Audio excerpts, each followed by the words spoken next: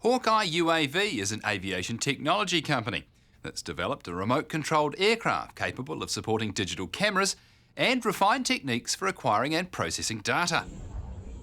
This has enormous potential for use in the agricultural, horticultural, arable and conservation sectors by providing high-quality, accurate information in a very short time frame to inform decision-making.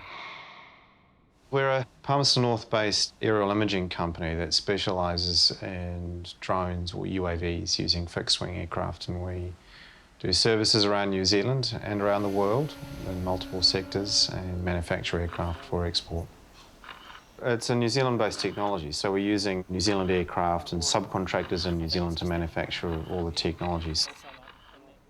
The niche we've stepped into is really close-range aerial mapping, very high-resolution, very accurate mapping for multiple industries using consumer-grade technology. There's a lot of options for aerial sensing or aerial imaging, but we also have increasingly fixed-wing drones or UAVs are filling a niche in the market that traditionally has not been serviced or has been too uneconomic to service due to logistics of moving aeroplanes or cloud or factors like that. And we're also seeing the increase of quadcopter type devices too in the smaller range areas.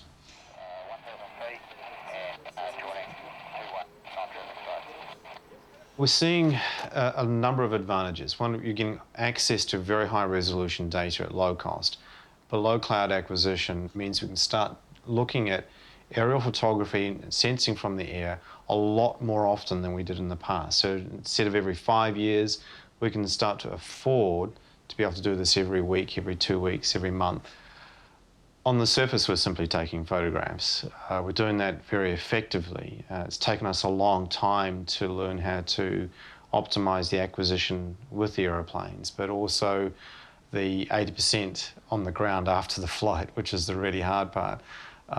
That's taken us a while to get squared away. And we've been doing that with a company called Areograph in Dunedin. They've got a core technology which is excellent, and we've been working with them for a number of years now to optimize that for what we would call the mapping or spatial industry. So this New Zealand technology, with those guys down there, we've been able to really develop that very quickly in rapid development cycles to optimize this for this particular industry. We started in 2009. We were very fortunate to receive a grant from the government, from the Ministry of Science and Innovation at the time, to design a new aircraft that was optimised for the commercial sector. So we were, at that point, using a Defence Technology Agency design, which was great for the military, but not optimised for commercial mapping. So we got a government grant to develop that. And we've been using that in New Zealand in our own services, with survey companies as our partners around New Zealand, and also significantly exporting that around the world. And we've had a great deal of success in the export sector. We've become aware of how big a deal the potential is for all sectors in agriculture. They're land-orientated industries. They're dealing with a lot of information requirements. And when we first got into this, we started to understand specific areas. So one of the things we did was to actually design a brand new configuration of our aircraft with 2 cameras to optimize for that. So we could do sensing, looking at particular parts of the spectrum, so that we could not just do traditional mapping for farmers, which is important, but to start looking at that very important value add for that industry, which we're only starting to become aware of the benefits. Everything's done completely by an autopilot, so there's no manual inputs at all. That's very inefficient and not accurate, so that everything's done in a digital mapping environment.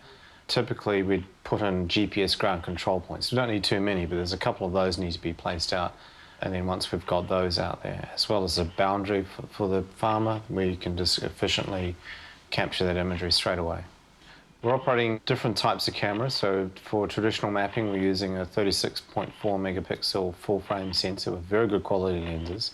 And for the near-infrared capture, we have 2 cameras. And that's important because you need to be looking at plants and plant responses in the same place and time.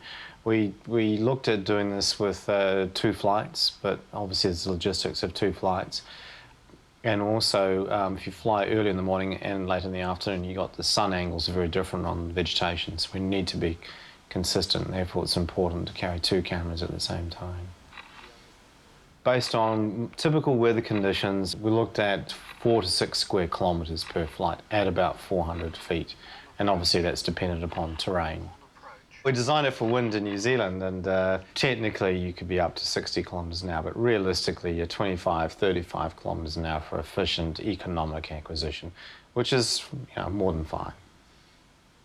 What we're seeing here is a summary ortho mosaic where we've captured hundreds of aerial photographs over this property. We've captured an XYZ, a GPS point every time we've taken a photograph. There's been a lot of overlap between the imagery, so we can then generate a 3D terrain data set. So we get to see topographic relief. From here we could also generate contours. But another data set you can see here is your slope. Now this is pretty hard to interpret, but you can see different colours mean flat or very, very steep slopes, and we could bring that in with other data types to help, provide things such as spreading slopes for spreading vehicles and things like that. So quite an important bit of information. You're looking at erosion, and all those data sets you see there can be used in a multitude of ways for most industries, really. This stuff here, which we've traditionally seen as a main effort for aerial mapping, particularly on-farm mapping, is now becoming increasingly a byproduct.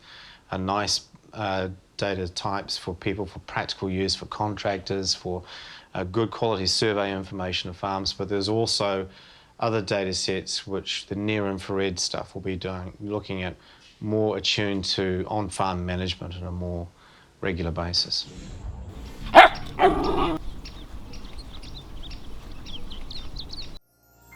This program was made with funding from New Zealand On Air.